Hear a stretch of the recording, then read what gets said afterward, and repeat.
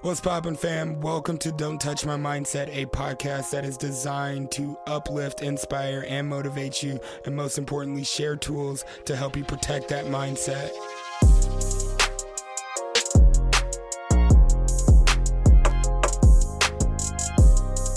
Yo, super excited. Welcome to another episode of Don't Touch My Mindset, True Development, Pivotal Moments. Doc, what's your podcast? Nico, what you know, hello. We all here. That's what I'm trying to say, is that we all here. Super excited to be with you guys. Thank you. We obviously just had a phenomenal weekend at the Amplify Workshop. I mean, with the attendees that came out, absolutely just beyond transformed, and I hope that they continue the work that they started this weekend. And I only speak from past tense because as we record this is actually live in the Amplify Workshop. It's going to come out next week. Super excited about it. But we're actually here with some of the attendees and standing here with the speakers. I'm going to go down the line, let them introduce themselves, and let them tell you what they spoke on, right, in the Amplify Workshop. And then we have some questions that the attendees have that we're going to answer to the best of our abilities. My name's Jay. Hi. Absolutely phenomenal. Love to meet you guys. And I put together the Amplify Workshop, and I spoke about awareness. I just want people to know who they are, understand themselves, understand others, and then recognize situational needs and what's needed at the moment and the best way to regulate themselves. So I spoke about, I know this is a lot, but I spoke about awareness at the Amplify Workshop. What's up, beautiful people? Am I talking here? Yeah. That's where you want me? Yeah. Cool. Doc Jacobs. I am a pastor in LA area. I spoke on purpose. And we talked about how our purpose is to be with God and be used by God. And we can't do that unless we fill our fountain. So, yeah, that was fun, man. Really honored to be included with beautiful, talented people. And what's your tagline? What's your... Kiki Loca? No, not Kiki Loca. Your affirmations. Oh, my affirmations? Yeah, you are a stunning, worthy, dependable leader? Yeah, it's great to be here with stunning, worthy, dependable leaders. Especially this one over here. Anyway, yeah, Doc Jacobs, honored to be here. Thank you. Yo, what's up? My name's Nico, and Jay brought me in to speak on mindfulness and inspiration. It's a joy to even be included and thought of as a leader. So it was a joy to speak on mindfulness and inclusion. This one or this one? Either I'm doing both. Okay. Hi. Make sure I'm heard.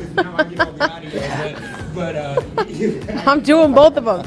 I'm Kiola Rains, and I shared on focusing on goals, brought some tears to the attendees as I taught them how to create their own positive, powerful affirmation. I love helping people to believe in themselves, reminding them that they're worthy and deserving of everything that their mind is capable of dreaming. Hey, Kiola made Jay cry. She made the host cry. So when she said she brought the tears, she's not lying. She's not lying. My name is Brandon Burns, keynote speaker, peak performance coach, and I spoke on leadership development, both self-leadership and the leadership of others, and how you can do that systematically and effectively. Now Passing this down the line. Down to me. That was my fault. I also had to bring the female energy for sure. I love it. Right, that's what it is. Well, there is a mute button on here. I just don't know how the mute and unmute works, but we're all good. Never all my life, I've never known how the mute or unmute work, especially when I'm talking. Dope. Well, first question, guys. First question, and this one is for. I'm gonna just start her off. Kiola. Oh yeah? Yeah. They're asking the questions or you're asking the questions? I'm gonna just start it off because this last session is called You. Oh. All right. So it's for everybody, and then we're gonna dive into those questions. Cool. So what are you going to do next? What am I going to do next? Yes. In my life? For your life, career? your personal, professional growth. First, I'm going to sit up because I saw Nico sit up. So first of all, I'm going to check my posture. What is next for me in my career is leadership work in a new community. I'm attending a retreat in 2 weeks where we are building out the year program for that community, put in some diversity and inclusion. I have some personal travel, which I'm excited about. And when it comes to my career, the next thing that's coming is the last level of certification that I can achieve in fitness, which is a certified strength and conditioning coach. The last level I can achieve in nutrition, which is a precision level 2 coach. So just working on those over the next year or so, putting it out there. You guys heard it here first. So now working towards the last levels of education that I need. I'll always be continuing and going to courses and reading and developing, but those are the last 2 certs I'm working on, just to close out, round out all the letters after my name. Yeah, Put the whole like alphabet there. I like that. That makes me happy. I'm checking audios because I hit the mute. I hit the mute and then I hit the unmute, and I was not confident. No, I love that. So finishing up the last level of certs, some travels, going to go do some more leadership training, of course, which is like continuous improvement, like always, like in whatever area, field, industry, whatever you do, whatever game you play, whatever lane you're in, continuous improvement and continuous development is going to take you to the next level. You're like when you think you've reached the most that you have reached, that's just the bottom of your next level, right? Your resources don't run out. You stop looking for resources. That's what happens when it comes to anything in our leadership development. So I love that even as we pour out, you're getting ready to get poured into. Yeah. 100%. That makes me super happy. B, what is? I guess you need this one. Yeah. Okay. Here you go. B. What's next for Brandon Burns? Man, well, quite literally, what's next is getting on a plane first thing in the morning and flying over to Michigan to do a presentation on values, actually, with some freshmen at Michigan State University. I'm done. I'm done. Only reference you one time, just once. Doing that presentation with ET, so that's going to be a lot of fun. But it's really just a matter of reps, right? More reps with the content, more reps on stage. It just, I think people overcomplicate it sometimes, and it's like you pick what you want to do, and then you think it's constantly something next, when oftentimes there's that season that feels like a plateau, but you're really getting better every time that you do it. So that's the season that I'm in right now. Nico, go ahead. Nico Morales, what is next for you? Hanging out with you is what's next for me, man. Like, shoot. No, when I get back to Albuquerque, New Mexico, I have a presentation for an organization that helps individuals as they re-enter into society from being incarcerated. So that's the most immediate thing.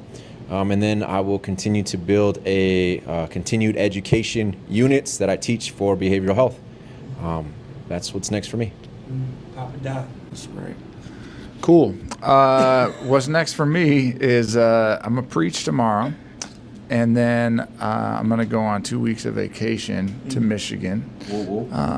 And I'm really looking forward to that, so I can fill my fountain, be with my family.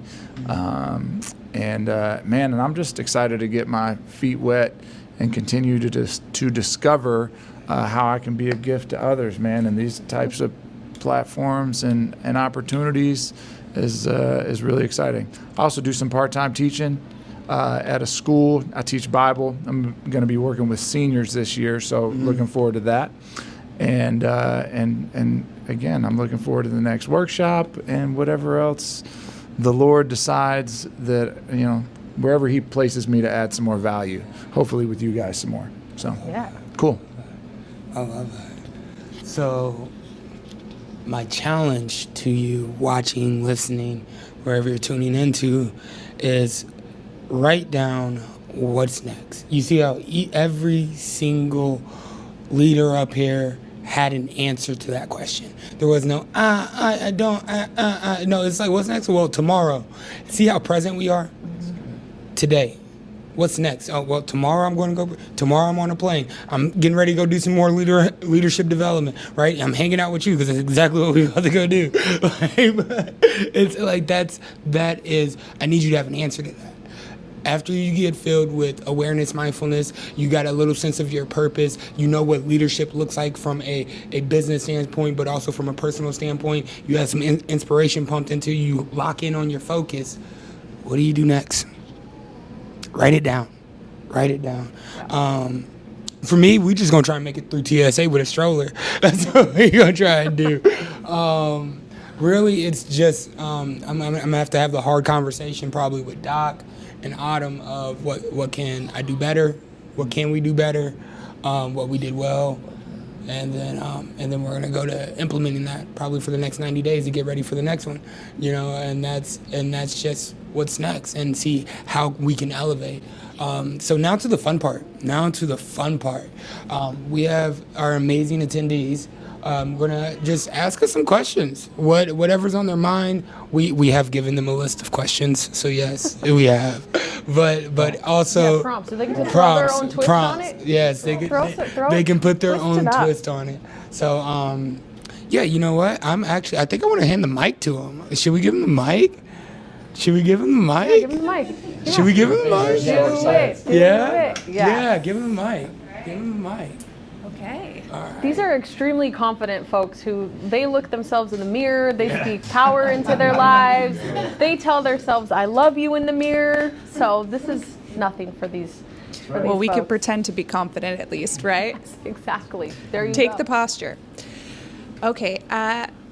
What would you guys say are the key factors or experiences that have shaped your personal and professional growth journeys? Oh, sobriety. For me, recovery, sobriety. That's the key thing that shaped my personal development. 10 years ago, I started participating in coaching, life coaching, workshops. I went all the way down the rabbit hole, the whole Tony Robbins and oh my gosh, Les Brown. I was listening to all of these YouTube videos constantly, but I wasn't ready. I was willing and I was able, but I wasn't ready to start implementing those things. As soon as my recovery journey started and I was ready to do those things, that's when everything changed. All the doors started opening. The path I thought I was supposed to be on was illuminated, and I realized, oh, it's much bigger. It's not this narrow fitness and nutrition, it's this huge life-changing, goal-setting transformation. So as soon as I stopped doing that one thing that was getting in my way, that's when everything changed. For sure, best decision I ever made, most impactful decision I've made is to get sober. For me, the main experience that has catapulted my personal and professional growth is prison, facing those hard circumstances, walking through that valley, understanding that I had to confront myself when I didn't want to and I was forced to. And when the world was telling me, Jay, there's something wrong with you, and I didn't believe them. Do you know what I mean? And so my self-leadership journey of taking myself from convict to coach, taking myself from prison to six figures, that's what I did in a healthy and mature way of wanting to be the best version of myself. Anybody else on personal and professional experiences or any experiences that have catapulted our personal and professional growth?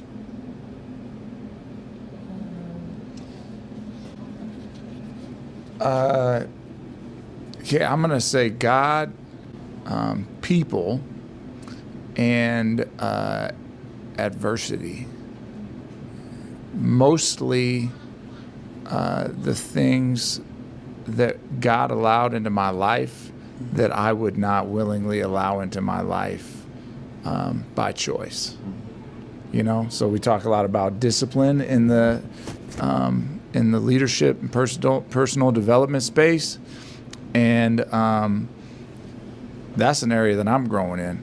And I can make those choices because those are the things that I'm in control of. But some of the things that have shaped me the most are the things that were allowed into my life that I didn't have any control over. Death, trial, unexpected things like that. So, yeah, God, people, and adversity for sure.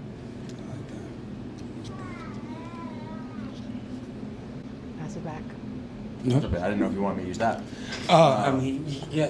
One on one. Unless you're gonna try to get out of here. Man, I would. Yeah, you know how this works, huh? You know me. You know me. You know I'm not gonna airdrop that to you. You know that. You don't have space on your phone for it either. So don't stop acting like it's my fault that you're not gonna get your footage. Go ahead. Your phone got like 1 whole megabyte left. You're stressing it out right now. Right, did it stop or did it say storage full? Right. Man, it's funny that Doc said adversity, because that was the thing that was ringing in my head. It was adversity, right? It was all those things that felt like they were happening to me that actually were happening for me. Right? It was getting cut from that team that I moved across the country for to go join, getting cut from that team 4 times in 5 years. It was Dad getting diagnosed with cancer twice. It was all those things that I thought were gonna take me down that actually were the catalyst to help me build myself up. And then I think the step after that was risk. And so it was being willing to take the risk to put myself in those positions of adversity, waiting for them to come to me, right? When I think about my journey working with ET and how I turned down a cushy coaching job, $60,000 a year, more than my parents had ever made in a year combined, to go do an unpaid internship with a guy who yells on the internet, right? A lot of people would look at that as adversity, because like, you're not getting paid. You just got 2 degrees from one of the best schools in the country. You're not getting paid, right? So that looks like adversity on the front end, but then when you realize, okay, if I'm willing to take a risk and put myself in that position, put myself in an area where it might be challenging or difficult for me, that's when the growth comes. And I think having it brought to you is level 1 and going to it is level 2. And when you get to that point, you can get a lot less scared because you know what you're capable of, and you know that you can put yourself in a difficult position, you can get through it, and you can do it with the intentionality of actually growing and becoming something greater on the other side of it. And that's the most empowering thing that I can think of. I love that. You think I'm gonna let you slide on that? Come on. No, I didn't think you were going to let me slide on that at all. What really catapulted, I was just going over my own life experiences. What really catapulted my personal growth was survival. Like surviving. I felt that in my bones. I had to survive so many different experiences, both good and bad experiences, that survival is what catapulted my personal development. Whether I knew it was a focus or not, I was always working to do better each and every day. That's one of my mottos, is do better, do better, do better. Because I had to survive, yeah. I got it so important that I tattooed it on me. But that's what catapulted my personal development. I have survived things that most people haven't survived, so I guess, I can figure out how I did it so I can replicate it and teach it. Because my goal with personal development is not just to live it, but to show others how to live it so that they can grow too. That's good. That's good. We taking turns. Okay, I like that. I like that. Okay. How do you approach continuous learning and development to stay ahead in your field? Oh, how do we approach continuous learning and development to stay ahead? To stay ahead in our field. Yeah. For me, I commit to taking a course or a workshop or an online something. I pay for memberships so that I have to take the classes. If it's like a free something, I'm probably not going to show up. It's just easier to get out of. So I invest, I put the money into programming. I get memberships. I have a few memberships for coaching specifically in drug and alcohol counseling. And they offer continuing education, so I put things on my calendar, I commit to it, I invest in it ahead of time. Right now, what is it, July? Through October, I have something scheduled. Every single month, at least one thing where it's either a 1-hour workshop or a weekend workshop or something like this that I'm going to. When it comes to nutrition and fitness, especially nutrition, it's always changing, as you might know. Last year, eggs were bad. This year, eggs are good. So in that arena, it's staying on top of certifications, not letting things expire, and setting money aside. That might sound, I don't know, bad or scary, but that's what it is. I pay for it. I put money down on it so that I'll show up and get it done. I accepted really that I am worth spending money on. I used to spend money. Money on drinks. I would have bought everybody in here all the drinks they wanted. Then been like, what in the world? Now that all goes back to me and my jewelry collection. Those two things. But yeah, I pay for continuing education and I schedule it out months in advance so that I'm guaranteed to show up because I've invested my money into learning more and staying on top of my game. That's great. Yeah. That's good. That's good. 10% rule. Yes. 10% of your income needs to be towards your personal development. That's it. That is it. Transformation happens after a transaction. I truly believe. Like, I remember my first workshop I put on. It was $27. First one in my hometown. Boy, it was like pulling teeth to get people to show up to that. Right? Yes. $27 in my hometown. Right? Because I'm talking personal development. Not a lot of people like it. Not a lot of people want it. Right? My mom was like, "Oh, honey, I'll come support you." "Ma, you gotta buy a ticket." What? You better buy it now while it's on the early bird. Otherwise, it's gonna go up. She said, "What? I'm your mama. You gonna make me buy a ticket?" I said, "Mom, hold on. Here's the thing. You were just talking to me about how excited you were to get started on your workout because your body about to look a certain way because you got a personal trainer, because you invested the money into a personal trainer." Like you was excited to go to the gym. You was excited to get up. I ain't never heard you talk about I'm a meal prep and hit all of this, but now you got a personal trainer and you didn't pay money for him. Now you're ready for the transformation. Yeah. And I said, cool. Same thing with your personal development, with your mind, your heart, your body, your spirit, your soul, your relationships, your business, and your finance. Transformation comes after a transaction. So 10% rule. 10% of your income needs to go towards your personal development. That's that. So I feel that. I'll up it. I think 20%. Oh, Yeah. Just more. Because y'all know the principle, and I'm gonna pass the mic on this, and this is why we have a panel. But the thing that I love about is who would benefit if you became the best version of you? Like who? Who around you? Think about it, indirectly or directly. Who would benefit from you actually learning more about you and how you operate and the traumas that you've grown with and carried with? Now it's time to set down. The grudges that you have, like who would benefit from you releasing that? Yes. The soccer team, your son's soccer team would benefit. I know that. Yeah. Man, I come to stuff like this. Like, Yeah. you were talking about yesterday, principles, people, or processes or procedures, right? And which one jives with your personality? Well, people jive with my personality. And I realized, like, I have to be surrounded with people that are growing me. Yeah. When I was in the 6th grade, man, I always thought there was something wrong with me because I was young for my grade. I got the summer birthday, Yeah. And when I was in the 6th grade, I was young enough to play on a 5th grade basketball team. And so I was like, probably the best player in the league, but I didn't improve. And I wasn't super conscious when I was a kid, but when I look back in hindsight, I found the value of surrounding myself with people who are older, wiser, more experienced, ahead of the game, right? And because in my 7th grade year, I went and played basketball, and I was one of the worst on the team. And I was like, yo, this sucks, And so I started going to the gym, playing with grown men, playing with people who were older than me, more experienced, and gleaning from them, learning from them. And so my wife and I, we meet with our therapist that we pay for. Man, transformation comes after a transaction. Did somebody write that down? Because that was good.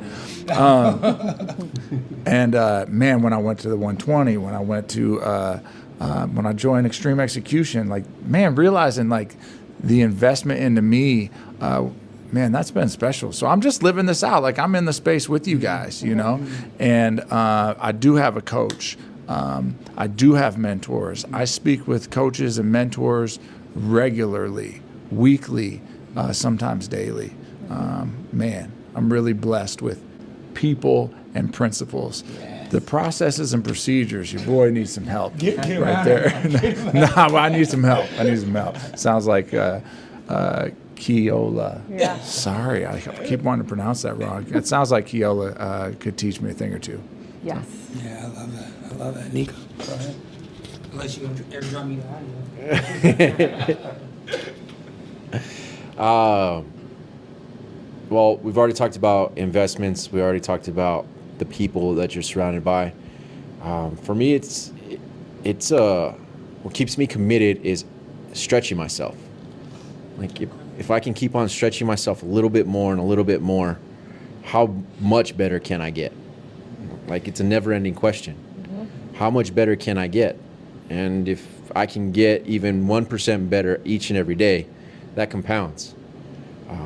And when I stop doing that, then I don't feel like I've completed my own commitment to myself. And that commitment is doing better. So stretching is one of the ways that I stay committed to personal and professional development. I also firm believer in the transformation comes after a transaction. And if I'm going to ask somebody to do something, I better have done it first. Yeah. So if I'm going to lead, then I'm going to lead by example. I'm going to ask somebody to invest in me, part of their transaction, so they can get a transformation.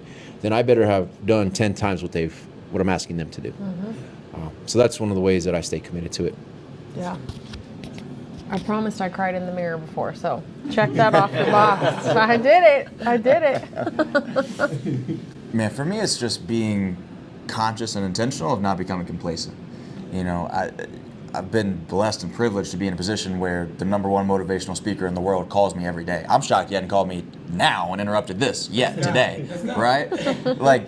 But that's the reality of the position that I've been put in, and so he pours into me a lot. And I think a lot of people, if you have that type of access, sometimes you devalue what that really means for your life. And so for me, I was just telling Doc about the story of how Jay and I met, and it was me, while I was already talking to the #1 motivational speaker every day, going and volunteering at one of our own events. Drove, 10, 12 hours from Missouri to Atlanta to go volunteer. And Jay just so happened to be there as an attendee, and that's how we connected, and we've had a lot of incredible things come from that. So I think if you get too comfortable with how good you've become, it's a balance, right? It's a fine line. You've got to be proud of yourself for how far you've come, but you can't allow yourself to be satisfied or complacent with that. You've got to continue to keep pushing that forward. Like Nico said, there's a gap between what you're capable of, what God gave you, what the potential is, versus what your reality is. And I think every single day, if you can wake up and chase that gap and try and close that as much as you can without allowing it to affect your self-esteem. Just because that gap isn't closed doesn't mean you're a bad person. Yeah. But it means that you're working on closing that gap every single day, because the game isn't to arrive, the game is to see how far you can go. And as long as you keep that in front of mind, I think you'll never fall off. Okay. All right, we good. Yeah. All right. Can you share any specific strategies that have helped you overcome challenges and obstacles along the way? Strategies. We did all weekend. We gave the sauce. Didn't we? I feel like we gave the sauce. But for the listeners who are tuning in for the podcast, who missed the workshop, you better go buy the ticket now. You better go buy the ticket to the next one now. I'll jump in. Ladies You want first, to? right? Yeah, I mean, go ahead. Writing things down, that's simple. She took mine. Degular, as some She folks took would mine. say. Regular old pen to paper. Have an idea, write it down. Have a goal, write it down. Telling other people, my safe people, my level 7 positive energy people, sharing that idea or that thought. But I always write things down, which means that I have a lot of journals, and I have decades of journals with ideas and thoughts. That process of getting it out of my head and onto paper is magic, I think. I believe that there's some kind of power in taking it from my brain and putting it onto paper, spelling it out, that helps make it come to life. And then when it comes to obstacles, I no longer am afraid to say, help, somebody help me. I don't know what I'm doing. I'm lost. I need help. You're better at this. You maybe when you said older, wiser, I think also younger, hungrier people, which is Jay's. I swore. I was like, oh, he's definitely, I don't know. He's my age. He's got to be my age. And when I found out he wasn't, I was like, okay, that makes sense. Either of those, either older, wiser, or younger and hungrier. Keeping those people around that I can share and ask for help. I'm just not afraid to ask for help anymore. I'm just like, I don't know what I'm doing, especially in motherhood. So that is freeing to say, I can ask for help, and that's only going to get me where I want to be. So those are my two: writing it down, asking for help. That's good. And isn't it? Yeah, that's really good. Yeah. Appreciate that. Yeah. It's all the church I went to, I think, as a kid. Yeah, that's good. And, anybody else? Anybody? That's a good question, audience. Wow, Yeah. you guys are really good with these Amazing. questions. You got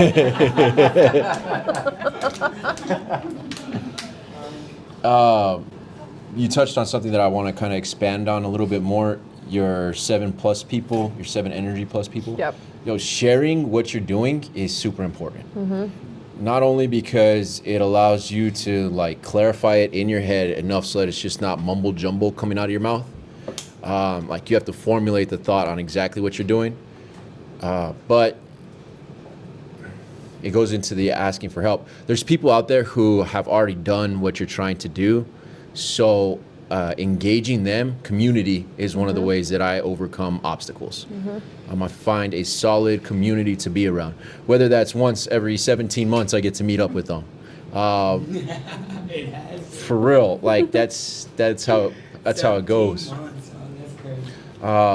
Whether it's virtually, I get to communicate with them, right?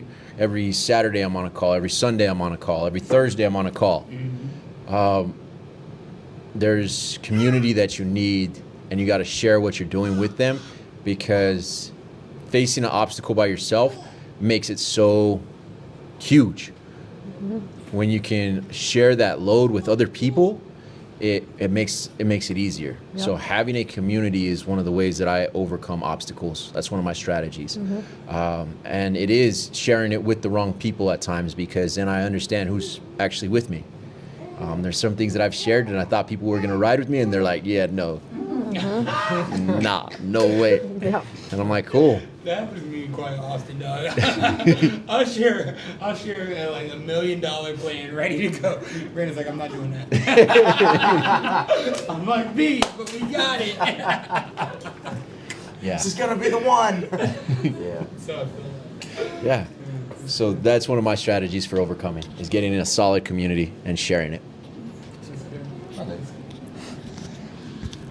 When I was a gymnast, I had this coach of mine who, it's where I coined that phrase, it's better to be impactful than impressive, because he was never somebody who went out and coached an Olympic team or anything like that. And I've worked with people like that. They're great people, but this guy, he only coached up to level 5, which if you know anything about gymnastics, it's like, that's halfway up, right? So before you get to college, it's elite is the top level, that's Olympics. Then you have college, then you have levels 1 through 10. So he only ever coached and competed up to level 5. So he was not somebody that you would consider as having a super impressive resume. But he was able to connect with athletes and lead them in a way that none of those people with the impressive resumes were ever able to do, at least not with me. And he ended up with stage 4 colon cancer. And he was coming to the gym with a megaphone. He had a bag attached to his stomach. He couldn't move around, he couldn't yell. He was coming to the gym with a megaphone because that was his style. He was known for his energy and his volume. And he couldn't do it, so he came with a megaphone. And somebody asked him one time, what keeps you going? And he was coaching until the day he died. I mean, he was coaching his entire life. And he said, I just keep putting one foot in front of the other, and I keep my head down. And I just feel like eventually, by the time I'm able to pick my head back up again, I'll be in a better place. And that's just been the mentality that I've had ever since then. It's like, if you have an obstacle, and this is, again, I get in trouble with people for this, but because it's not the modernly accepted way to look at things, but you got an obstacle, what did you expect? Like, what do you expect? Mm-hmm. You're going to have obstacles. Like, it's not going to be, here's the goal and the dream that I have, it's free, right? Like, that's just not how life has ever worked. Yeah. So my question is, what's the alternative? If you don't do something about it and take one of these strategies, ask for help, get in a community. What's the alternative? Just lay down and not, that doesn't work for me, right? So I think if you just put one foot in front of the other, eventually God, the universe, time itself, however you choose to view it, it has this respect for people who just don't stop. Yep. Yeah. 100%. Go ahead, Dad. No, I was just passing it. No, you just passed. Hey, here, let me say this. I'm gonna say, I sit here, I listen to you guys talk, and I'm becoming more and more aware that I have so much to offer, right? Yeah. But my thing is, like, I'm just sitting here like, man, Brandon, that's really great, man. That's like really freaking impressive. And I just want to say, like, I'm just in it with us, you know. Mm-hmm. I'm just here growing together with you guys, and it's an honor to be a part of the community like you're talking about. Yeah. And I'm just impressed, man. Like if I got something to offer, yeah, I'm gonna tell you, like, this is what I got to offer. But at the end of the day, like, I'm not really the type of cat that's going to. I'm gonna say, hey, this is what I'm doing, and you got to go do it too. Mm-hmm. I mean, there's certain areas of my life for sure, like my relationship with my wife. Yeah, I'm gonna let you know. I'll put my relationship with my wife up against pretty much anybody. But even still, like, I'm just exploring the idea of intimate relationship with everybody else. Mm-hmm. I'm exploring the idea of coming up with strategies and discovering what works for me with everybody else. So, like, I'm just in the game with you guys, man. So that's what I'm sitting here thinking as I'm amazed by, like, the wisdom and authority that you guys speak from. Like, it's dope. I love that. Sometimes I don't like the word overwhelming because it feels like we can't handle it. And I truly believe that God would not put something on your plate that you cannot handle. So I don't believe in being overwhelmed. I believe in mismanagement. Mm-hmm. And so when I sit in awe of all of you guys and what knowledge that you guys have and everything that you have to offer, that's why today I sat down. I was like, they probably hear me speak all the time. But they don't know what I fill up on. All these guys, every single one of these people are part of my personal life. Coaches, mentors, friends, circle, inner circle. That's what I fill up on. That's how do you show up the way you do, Jay? I'm going to show you. It's the people I've kept in my life for the past 17 months. It's the man that I want to be. But most importantly, the biggest strategy for me is that I reassess every 90 days and make sure that I'm on that path to that course that I actually set out for. Because sometimes when we get in the middle of the sea of creation and the wind starts blowing, our ship can get turned around. We can start headed back towards the island of ego, is what I call it, and start going back to what we're used to. And I reassess every 90 days. Is my mind where I want it? Is my body where I want it? Is my spirit where I want it? My intimate relationships, my networking relationships, my business, and my finances. And if they're not, I make the adjustment for the next 90 days.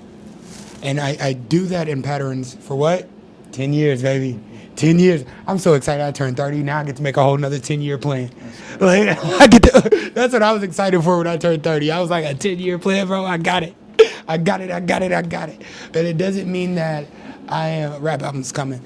And it doesn't mean that I'm married to this certain vision of how my life should look, but it's enough to get started for the next 90 days. And then, like Michelangelo, tailored down that hunk of rock to the statue of David, right? He saw David in his mind. Nobody else saw David. They saw an ugly boulder of a rock, and Michelangelo got to work.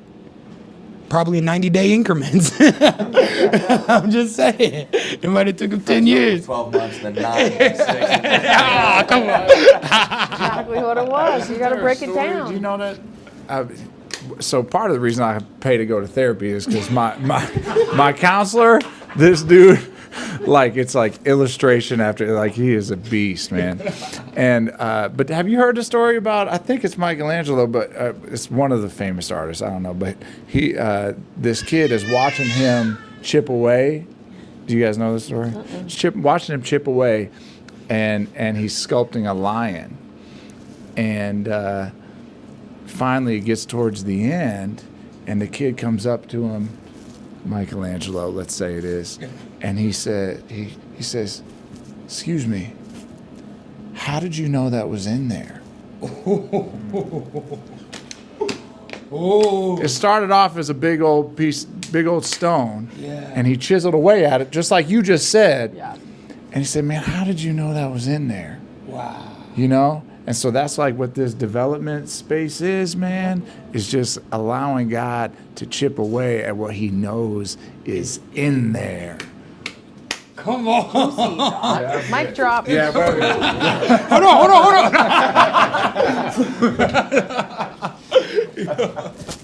That's good. Wow. I gotta take off after this. Yeah.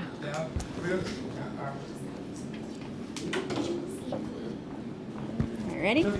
Ready. All right. What advice would you give to someone looking to amplify their personal and professional growth? Oh, this is perfect. Get a coach. Get a coach. Get a team. Get a. That's but my biased answer. But I can only share, like you said. I'm not going to tell someone to do something that I didn't do. The exercises that I shared with you are not brand new ideas that I came up with myself. That's coaching prompts and tools that those coaches got from somebody else too. And I've been able to use those and share those over the last 10 or 15 years. I think that if we are willing to pay somebody to do our nails, pay somebody to do our hair, pay somebody to thread our eyebrows or whatever all those little things are, why not pay somebody to help you amplify it, like become who you want to be? Even in recovery, you get a sponsor, somebody to be accountable to. You have to be willing to invest in guardrails. Is that your thing? Guardrails? Yo, come on, man.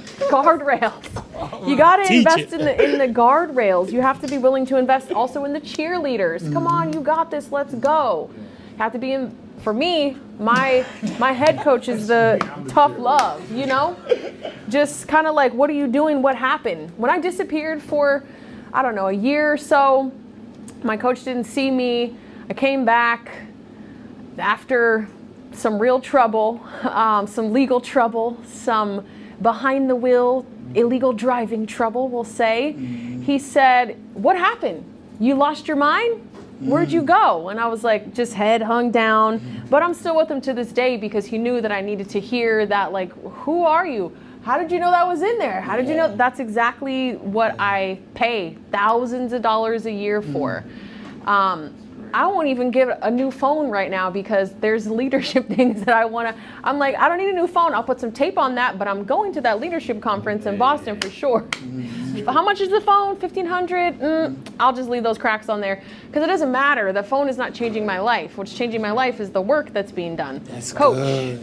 Get a coach. Get a coach. It will accelerate your learning curve. That's it. One thing I love about that question is that, one, to amplify must mean you are already achieving. There's already some type of progress. Yes. There's already some type of movement and start.